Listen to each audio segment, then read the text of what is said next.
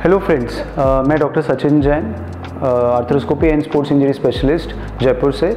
बहुत बारी पेशेंट्स हमारे पास ACL रिकन्स्ट्रक्शन के पास आते हैं या कहीं और ऑपरेट करवा के आते हैं। वो हमें पूछते हैं कि सर हमारे घुटने में अभी भी लचक बची है 2 या 3 महीने बाद, स्पेसिफिकली है ना कि 2-3 महीने बाद वो बोलते हैं कि सर मेरे घुटने में लचक आ रही है, क्या मेरा लिगामेंट ठीक है या लिगामेंट फिर से स्ट्रेच हो गया या लिगामेंट टूट गया या मैंने कुछ गलत एक्सरसाइज कर ली उसकी वजह से लिगामेंट में थोड़ा सा स्ट्रेन आ गया है, तो मुझे लचक क्यों आ रही है। तो मैं उन लोगों से ये पूछता हूँ कि आपको लचक कब आती है, कि आप जब सीधा चलते हैं या सीढ़ी उतरते हैं तब आपको लचक आती है, या आप चलते चलते घूम गए, है ना, कि जैसे आपकी बॉडी जो है आपकी घूम गई उस टाइम पे आपको लचक आती है ना।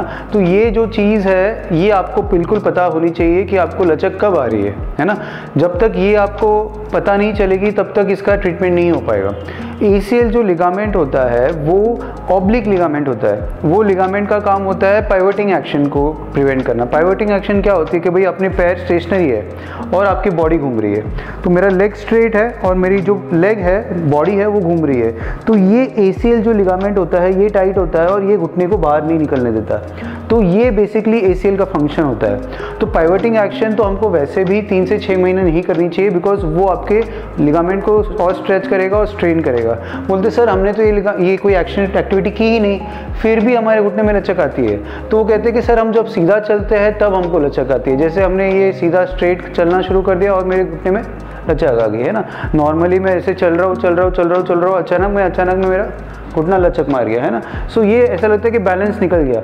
और स्पेसिफिकली जब मैं सीढ़ी उतरता हूँ तो सीढ़ी उतरते हुए ऐसा लगता है कि भाई मैं गिर जाऊँगा, मेरे में पैर में ताकत ही नहीं है या लचक आ रही है, इंस्टेबिलिटी है, मुझे पकड़ के ही उतरना पड़ेगा। सो ये जो सिम्टम है ये ACL रिकन्स्ट्रक्शन के बाद होना बहुत कॉमन है और पेशेंट्स बहुत ही स्ट्रेस में आ जाता है कि ये क्यों हो रहा है। तो इसका कारण मैं आपको समझाता हूँ। ये इसका बायोफिजिक्स है। बायोफिजिक्स क्या होता है कि ये जो आपके पैर है, जब भी हम वॉक करते हैं तो सबसे पहला है ये हील स्ट्राइक।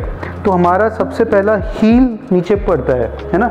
नेक्स्ट जो होता है हमारा फुट फ्लैट, है ना। अब जब भी हमारा फुट फ्लैट होता है तो हमारी बॉडी का जो वेट है वो हमारे क्वाड्रिसेप्स से जाना शुरू करता है ना। तो ये जो अलाइनमेंट है या ये जो बॉडी का जो सेंटर ऑफ ग्रेविटी जो जा रही है वो मसल्स के आगे से जाके यहाँ पे आ रही है। अब हम जब आगे चलते हैं तो हमारा नी बेंड होता है थोड़ा सा और हम आगे जाते हैं, तो ये पूरा मसल या जो पूरा वेट है वो आपके क्वाड्रिसेप्स से जा रहा है, क्वाड्रिसेप्स से। तो ACL रिकन्स्ट्रक्शन के बाद में हमारे जो क्वाड्रिसेप्स का जो साइज़ है वो पूरा पतला हो जाता है, एकदम कम हो जाता है और उसको गेन करने में हमको 6 मंथ्स लग जाता है। और हमारा जो मसल्स है अगर वीक है, पतला है, अराउंड अबाउट 2 से 3 सेंटीमीटर की वेस्टिंग है दूसरे साइड में, तो इस पैर पे जो बॉडी का वेट जा रहा है वो उसको ले नहीं पाता है। और जब भी ये नी कैप के ऊपर से हम हील स्ट्राइड करके बेंड करना चलते हैं तो ये घुटना लचक खा जाता है। तो बेसिकली ये लचक खाने का कारण है आपके क्वाड्रिसेप्स वीकनेस। और वही चीज़ आपके सीढ़ी उतरते वक्त होती है। जब आप सीढ़ी उतरते हैं तब भी आपका जो पैर नीचे रखता है, घुटना बेंड होता है और आपका वेट जो है ये पूरे क्वाड्रिसेप्स से जाता है। और क्वाड्रिसेप्स वीक होगा तो फिर लगेगा कि आप गिर जाओगे, तो इसलिए आपको पकड़ के उतरना पड़ता है। सेम चीज़ होती है टक टक आवाज़ आना, ये भी आपको मैंने बताया था, ये भी क्वाड्रिसेप्स वीकनेस की वजह से होता है। तो ये जब आपके क्वाड्रिसेप्स का स्ट्रेंथ या क्वाड्रिसेप्स की जो मसल्स है उसकी साइज जब बढ़ जाएगी या उसका मोटापा बढ़ जाएगा और वो आपके ऑपोजिट वाले नी के 90% तक का हो जाएगा, तो आपकी ये सारी प्रॉब्लम खत्म हो जाएगी और आप पूरा नॉर्मली कर सकते हैं।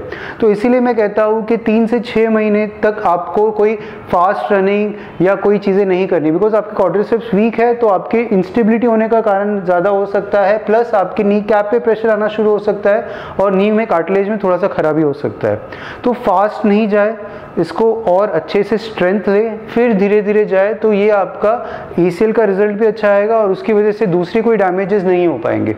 तो आई होप ये आपको छोटा सा वीडियो है और इन्फॉर्मेटिव वीडियो है, ताकि इसमें जो शंकाएं हैं क्वाड्रिसेप्स की वजह से आपके इंस्टेबिलिटी, ACL के बाद भी इंस्टेबिलिटी क्यों रहती है, ये जो सवाल है इसका आपको आंसर मिला होगा।